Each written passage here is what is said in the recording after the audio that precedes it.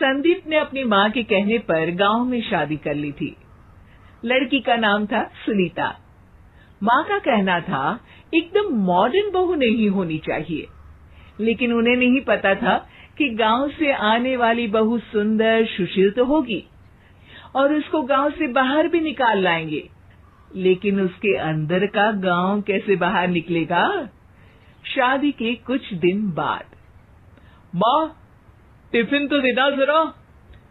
बेटा अब तो स्कूल नहीं ऑफिस जाता है, माँ से नहीं अपनी बीवी से टिफिन मांगा कर।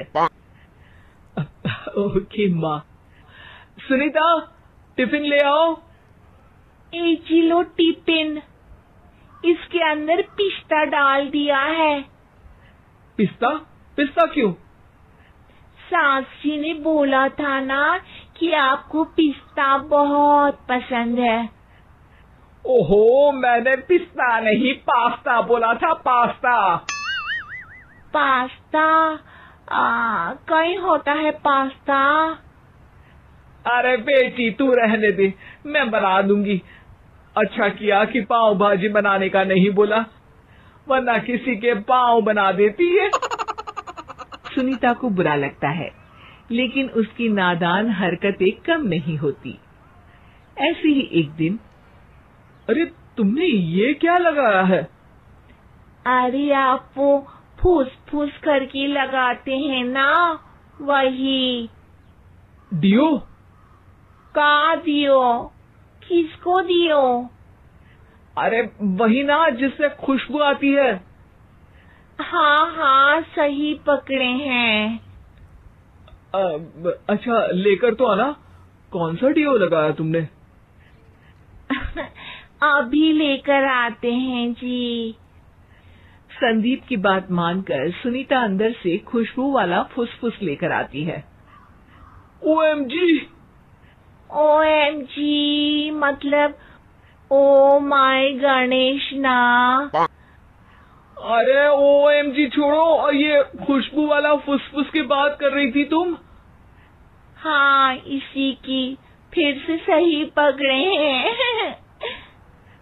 अरे देवी, लेकिन आप सही नहीं पकड़े हैं, ये डियो नहीं है। डियो नहीं है तो क्या लियो है?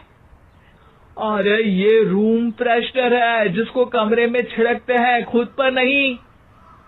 कोई बात नहीं, माँ कहती थी आत्मा किराएदार है, शरीर एक किराए का कर्म। हम शरीर पे ये डाल लिए तो क्या फर्क पड़ जाएगा। अरे बहू, ओ बहू, मेरे लिए फल तो लिया, फिर मैं बाजार जाऊंगी।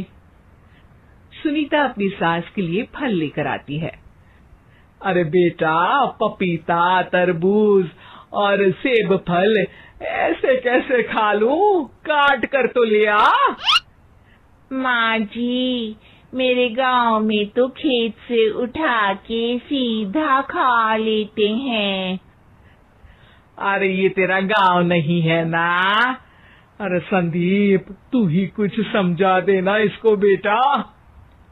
मैं कैसे समझाऊं माँ, ये तो माइक्रोवेव को भी भट्टी बोलती है। कल मैंने बोला हाय कैसी हो, तो बोलती है किसी को हाय नहीं लगानी चाहिए। अरे सुनीता, तेरा क्या होगा? अभी तो कैसे बताऊं माँ जी, अभी हम कुछ करेंगे फिर पता चलेगा क्या होगा, लड़का या लड़की। हे भगवान, कहाँ से आ गई है? रामपुर से जी, आप ही तो लेकर आए थे मुझे। अरे मुझे माफ कर दो। पहले कोई गलती तो करिए जी, आपकी तो सारी गलती माफ कर देंगे हम। हाँ अरे बहू, मेरी बात सुन। फल यानी कि फ्रूट जब भी लाए ना तो काट कर लाना, ठीक है? जी ठीक है माँ जी, फल यानी फ्रूट यानी काट के लाऊंगी। सुनीता रोज ही कोई ऐसी हरकत कर देती जिसकी वजह से उसे घर में 2 बातें सुननी पड़ती। एक दिन, माँ, मेरे बॉस घर पर आने वाले हैं शाम को।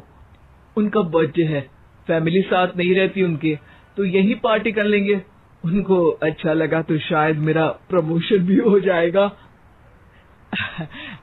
मैं ना फ्रूट केक लाकर फ्रिज में रख दूंगी और तेरे साथ आज खाना मैं बनाऊंगी, ताकि जब साहब आए तो खाने में कोई गड़बड़ ना हो। शाम को जब सारी तैयारियां हो जाती है, संदीप के साथ बड़े साहब भी घर आते हैं। फ्रूट केक तो ले आना बहू, फिर खाना खाएंगे। अरे इस सब की क्या जरूरत थी, आपने बुलाया वही काफी है। सर, आपका परिवार शहर में नहीं है तो हम ही आपके परिवार जैसे हैं सर। इतने में ही सुनीता फ्रूट केक लेकर आती है और बड़े साहब की टेबल पर रख देती है, और जैसे ही केक के ऊपर का बॉक्स हटाती है, ओह, ये क्या है? केक तो कटा हुआ है। मैं तो ऐसा नहीं लाई थी। आप मुझे शाबाशी दे सकती है माँ जी, मैंने ही केक काट दिया।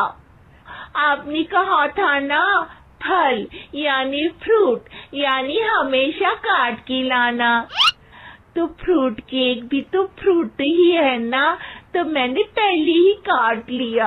होना मैं समझदार। अरे बहू, ये क्या किया? केक हमेशा वही काटता है जिसका जन्मदिन होता है। तुझे एक बात भी समझ नहीं आती, एक नंबर की बेवकूफ है। पूरा माहौल बिगड़ चुका था। संदीप को लगने लगा था कि साहब उसे प्रमोशन तो दूर की बात है, कहीं डिमोशन ना दे दे, लेकिन साहब बीच में ही बोल पड़ते हैं। अरे कोई बात नहीं, ये इनकी बेवकूफी नहीं है, इनका भोलापन है। बेटा, आप कहाँ से हो? रामपुर गांव से। अरे वाह, गांव से? फिर तो आपके गांव में ताजे फल और सब्जियां मिलते होंगे। हाँ, सही पकड़े हैं। हम तो काटते भी नहीं, सीधा खा लेते हैं। मैं ना एक बार तुम्हारे गांव घूमने जरूर चलूंगा। क्यों संदीप, ले चलोगे ना? मुझे गांव घूमना बहुत पसंद है। बस फिर क्या था, संदीप और सास दोनों खुश हो गए, क्योंकि साहब को सुनीता ने गांव की बात करके खुश कर दिया था। अब संदीप का प्रमोशन पक्का था। शिक्षा, कभी भी किसी भी गलती पर घबराना नहीं चाहिए। हो सकता है कि उस गलती की वजह से आगे बड़ा फायदा हो जाए।